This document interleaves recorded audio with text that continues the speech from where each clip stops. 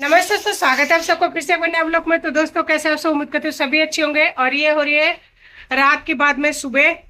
तो सुबह सुबह का जो नज़ारा है बहुत ही मतलब बेकार है। सोनू का आज भी जो स्कूल है वो कैंसिल हो चुकी है, क्योंकि इस तरह मौसम खराब होती है ना, तो मैं उसे रिस्क लेकर नहीं भेज सकती हूँ, क्योंकि उसे ऑलरेडी बहुत ज्यादा कोल्ड हो रही है, जुकाम खांसी हो चुकी है। और परसों रात को उसे फीवर हुआ था, मेडिसिन मैंने दे दी है जो घर में रखी हुई थी, डॉक्टर के पास नहीं जाना हुआ, क्योंकि मौसम यहाँ का बहुत ज्यादा खराब है। देख सकते हैं किचन तक, यानी यहाँ तक जो है पानी के छींटे आ रहे हैं। बालकनी में पानी पूरी तरह से भर चुका है। देखिए पानी भर चुका है वहाँ पे। और बाहर का जो नज़ारा है कुछ इस तरह की है। और अभी भी बरसात है ना, बहुत भयंकर वाली जो है मतलब आ रही है। तो बताइए ऐसे मौसम में उसको कैसे भेजूं, क्योंकि वो जाएगा तो गीला हो जाएगा, आएगा तो गीला हो जाएगा, इसलिए नहीं भेजा। मैं यहाँ पे सब्जी में मैं बना रही हूँ आलू, जो कि आलू मैंने काट कर है ना, देखिए इस तरह से काट कर चढ़ा दिए भुजिया। तो ये जो है आलू का भुजिया बनाऊंगी। इसमें कुछ भी नहीं डाला, बस धो के काट के और है ना इसमें डाल दिया है। थोड़ा सा फ्राई कर लो, उसके बाद में मसाला वगैरह डालूंगी। इसमें रात का चावल रखी हुई है, तो मेरे लिए तो कुछ बनाऊंगी नहीं, बस बच्चे के लिए 2 रोटी और आलू के ये भुजिया बनेगा। सुबह सुबह का टाइम है तो सारा काम वैसे ही मतलब रखी हुई है। सबसे पहले मैंने सब्जी चढ़ा दी है। और अभी है ना लाइट गई हुई है, और लाइट ऐसे मौसम में चली जाती है अक्सर, लेकिन पता नहीं कब तक आएगी। और लाइट आएगी जब तक तो सब्जी रोटी बना ही लेती हूँ, क्योंकि बच्चों को भूख लग चुकी है। तो आज सुबह मैंने वैसे उनको बिस्किट दे दिया था दोनों को, क्योंकि सोनू जिस टाइम पर स्कूल जाता है उस टाइम पर तैयार हो गया था उठ के, उसके बाद में बरसात आई है। तो इनको बिस्किट मैंने दे दिया, बिस्किट खा लिए। तो चलिए रोटी सब्जी बनाकर तैयार कर लेते हैं। तो दोस्तों, वहाँ पे किचन का काम कंप्लीट करने के बाद में मैं यहाँ पर आ गई थी बाथरूम में, क्योंकि बहुत दिन हो चुका था, कपड़े मेरे पास ढेर सारे हो गए थे। बरसात रोज ही आती है तो इस वजह से धो भी नहीं पा रहे थे, और फिर मेरा तबीयत भी ख़राब था, फीवर और जुकाम खांसी हो रहा था। तबीयत तो आज भी ख़राब है, लेकिन हाँ धोना तो पड़ेगा, क्योंकि बहुत ज़्यादा अगर कपड़े इकट्ठे हो जाते हैं ना तो फिर बच्चों को पहनाने में परेशानी हो जाती है। और यहाँ पे बेडशीट वगैरह और एक्स्ट्रा कपड़े भी हैं, कुछ पोछा पाची जो भी है रसोई का वो भी मतलब रखी हुई है। वैसे कपड़ा मैंने साबुन लगा के और एक बार वॉश कर लिया है, ये लास्ट बार धो रही हूँ इसमें डिटॉल डाल के, और उसके बाद में लास्ट बार धोते ना वो धो रही हूँ। और डिटॉल मैंने इसलिए डाला है क्योंकि सोनू का जो तबीयत है बहुत ज़्यादा ख़राब रहती है हमेशा से, इस वजह से। और दूसरी बात, बरसात के दिनों में एक स्मेल से आती है ना, कपड़े नहीं सूखते, तो उसकी वजह से भी डाला है, तो कि दोनों काम हो जाएगा।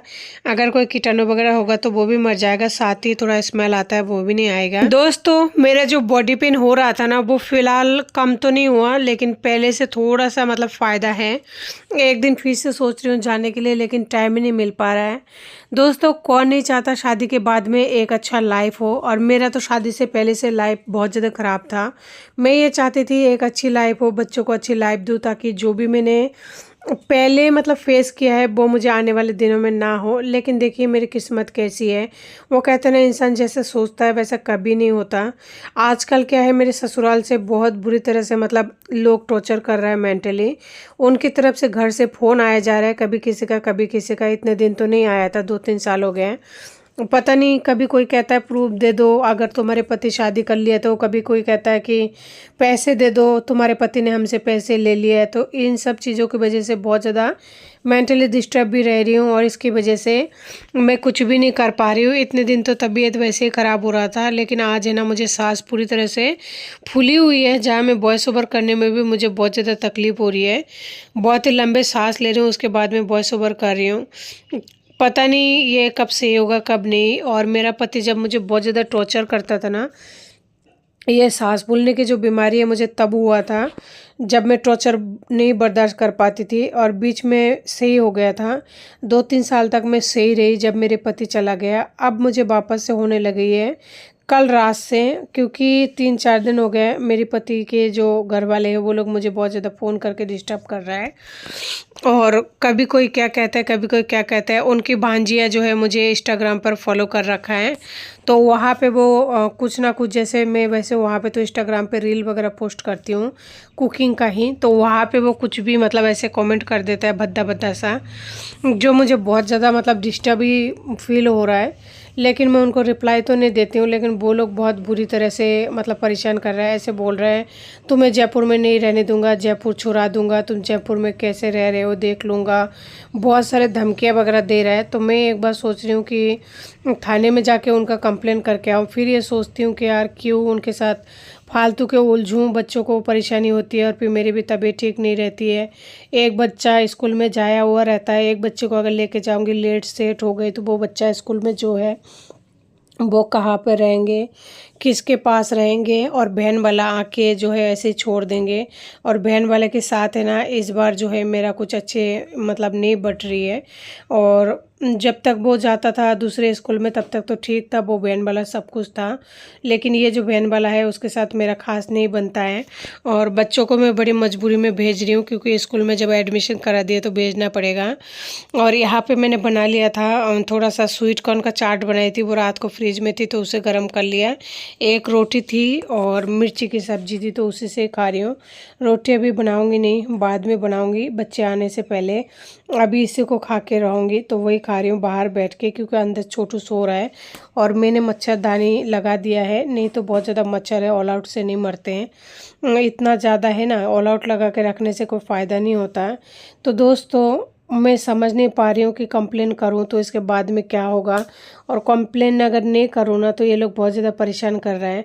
कल परसों जो है मेरे घर पर किशोर का जो सौतेला बेटा है वो भी आया था, इससे पहले भी वो 2 बार आया था। तो मैंने थाने वालों से बात किया था, उन्होंने मुझे बोला था रात के 8 बजे जो है कॉल करना, उस टाइम मैं फ्री हूँ। अभी इस टाइम में जहाँ पे रह रही हूँ यहाँ से मतलब उनका जो थाना है वहाँ से बाहर गए हुए है थाने वाला कई काम से, यानी कि जो आईओ बोलते हैं, मेरा आईओ जो है बाहर गया हुआ है। तो उन्होंने 8 बजे कॉल करने के लिए बोला था, मैंने दोबारा नहीं किया क्योंकि 8 बजे का टाइम है, रात का टाइम है, मुझे अच्छा नहीं लगा था इसलिए मैंने नहीं किया। लेकिन सच में मैं नहीं समझ पा रही हूँ कि मुझे क्या करना चाहिए, क्योंकि किशोर का बेटा है ना, आज तीसरे दिन हुआ जहाँ मेरे घर पर आया, वो कल दिन में आया था और आके बोल रहा है मैं रास्ता भूल गया था। मैंने पूछा कि रास्ता क्यों भूल जाता है तो वो अपने बारे में बता रहा था। तो समझ रही हूँ एक बार है ना कंप्लेन कर ही देना चाहिए, क्योंकि अकेले रहती 2 बच्चों के साथ में, और किशोर ने उनको पूरा डिटेल दिया हुआ है कि इसका कौन है कौन नहीं है क्या नहीं है, क्योंकि किशोर मेरे साथ 10 साल रह चुका है। और 10 साल मतलब हमारे शादी को तो 15 साल हो गए हैं, लेकिन वो 10 साल तो मेरे साथ रहा, 5 साल जो है उसके साथ ही इस तरह घर में से कभी भग जाता, कभी ड्यूटी का नाम लेके चला जाता, तो कभी क्या इस तरह वो जाता आता रहता। तो यही सोच रही हूँ कि एक बार कंप्लेन कर दूँ ताकि थाने वाले को भी ये बात पता रहे कि अगर मुझे कुछ हो जाए तो उसका बेटा आता था मेरे घर पर। दोस्तों जिस टाइम पति साथ में रहता है तो कौन ऐसी औरत होगी जो अपने घर वालों के लिए यानी ससुराल वालों के लिए कुछ ही नहीं करती होगी। मैंने भी बहुत किया, लेकिन आज मुझे इस तरह से भुगतनी पड़ रही है, जहाँ उसकी भांजे वगैरह भी मुझे फ़ोन करके धमकियाँ दे रहे हैं। तो मैं समझ नहीं पा रही हूँ कि इतना करने का क्या मतलब होती है। इससे अच्छी तो वही लेडीज़ अच्छी होती हैं जो ससुराल वालों के साथ है ना ठीक से नहीं बैठ पाती है। बैठने का मतलब कि मिलजुल के नहीं रह पाती है। मेरी सास के साथ में मेरा कभी कुछ हुआ नहीं था, और फैमिली वाले जो है ससुराल वाले उनके साथ भी कुछ ज़्यादा मतलब इतना नहीं मतलब बन के ही चलता था। और आज देखिए जैसे पति छोड़ दिया तो नंदे भी किस तरह से टॉर्चर करे जा रही है मुझे, ये 2-4 दिन से ऐसा कर रही है। ये लोग पहले नहीं करते थे, पता नहीं उन लोगों के बीच में यानी मेरे पति के बीच में उनके बीच में क्या चल रहा है। रक्षाबंधन की पहले से वो लोग जो है ऐसी हरकतें शुरू कर दिया, या तो उनके बीच में कुछ देने लेने का बात को लेकर कुछ तो हुई होगी, नहीं तो कोई मेरे पीछे इस तरह से क्यों पड़ेंगे। मेरे पास में मेरे 2 बच्चों के अलावा मेरी जान के अलावा और कुछ भी नहीं है।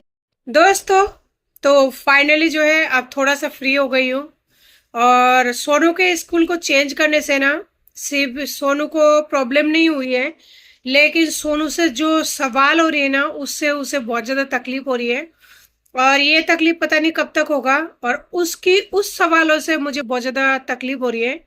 कुछ नहीं कर सकती, कुछ भी नहीं कर सकती मैं, क्योंकि मेरे हाथ में कुछ भी नहीं है। वो शुरू में जैसे इंग्लिश मीडियम में गया है यानी सीबीएसई बोर्ड में गया है तो बच्चा 2 साल गया है। 2 साल जाने से क्या है, बच्चे का लैंग्वेज थोड़ा बहुत चेंज हो जाता है, और पढ़ने का तरीका जो होता है वो इंग्लिश मीडियम जो होता है उनका थोड़ा सा अलग सिलेबस अलग तरीका हो जाता है, जो हिंदी मीडियम होती है उनका अलग होता है। तो जैसे अभी वो हिंदी मीडियम में जा रहा है तो उसको बोलने में परेशानी हो रही है बहुत ज़्यादा। जो और पहाड़े वगैरह जैसे बोलते हैं ना, तो इंग्लिश में अलग तरीके से सिखाई जाती है, हिंदी में अलग तरीके से सिखाया जाता है। ट्यूशन में मैं कल गई, मैडम से बात की तो बोला कि वो नहीं बोल पा रहा है, उसे प्रॉब्लम हो रही है। तो देखिए, एक इंसान की चले जाने से फर्क नहीं पड़ा, लेकिन बच्चों के लाइफ में कितना ज़्यादा फर्क पड़ा है। जहाँ मेरा छोटा सा बच्चा दिमागी तौर पर कितना ज़्यादा सफ़र कर रहा है कि वो पहले तो इंग्लिश मीडियम में गया, वहाँ पे सीखा, और अब हिंदी मीडियम में सीख रहा है। दोनों में वो नहीं अंतर कर पा रहा है, और टेबलों को पढ़ने में मुझे बहुत ज़्यादा मुश्किलों का सामना करना पड़ रहा है, बहुत ज़्यादा।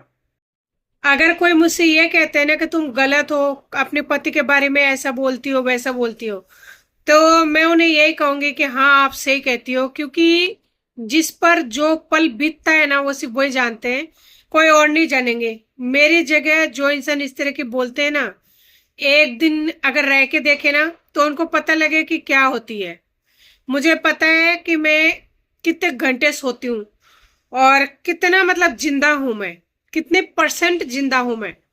मुझे नहीं लगता, अगर कोई परसेंट के हिसाब से मुझे तोले ना, तो 100 में से शायद 5% भी मैं जिंदा नहीं हूँ। एक लाश बनकर घूमती हूँ, लाश बनकर जिंदा हूँ, और लाश ही हूं मैं। जिंदा चलता फिरता लाश हूं मैं। बस बच्चों के साथ, बच्चों की बदौलत चल रही हूँ, इसके अलावा कुछ भी नहीं है।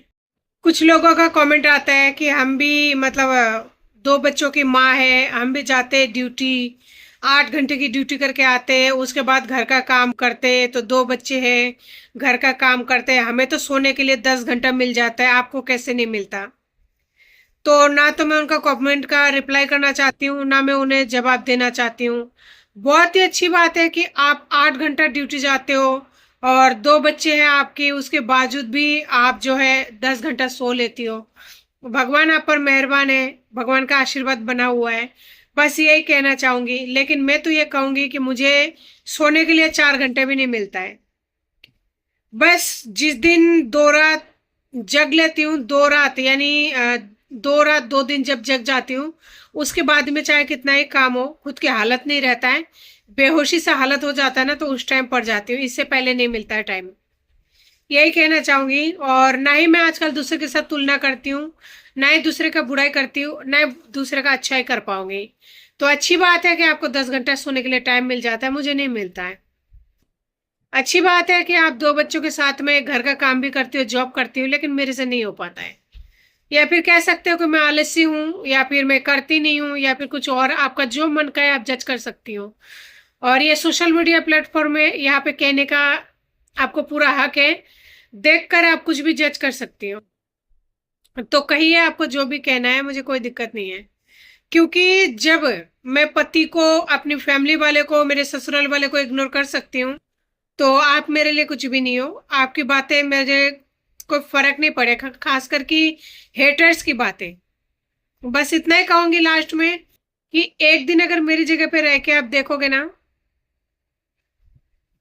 मैं तो यहाँ पे 2-3 साल से रह रही हूँ ना, यानी 2-3 साल से पति के बिना हूँ। पता नहीं आपका क्या होगा, रह भी पाओगे कि नहीं अगले दिन के लिए। तो जी, आज की वीडियो को जो है इसी के साथ एंड करती हूँ। अगर किसी को बुरा लगा हो तो माफी चाहती हूँ, और अगर अच्छा लगा हो तो प्यार जरूर दीजिएगा, सपोर्ट बनाए रखिएगा। नमस्ते।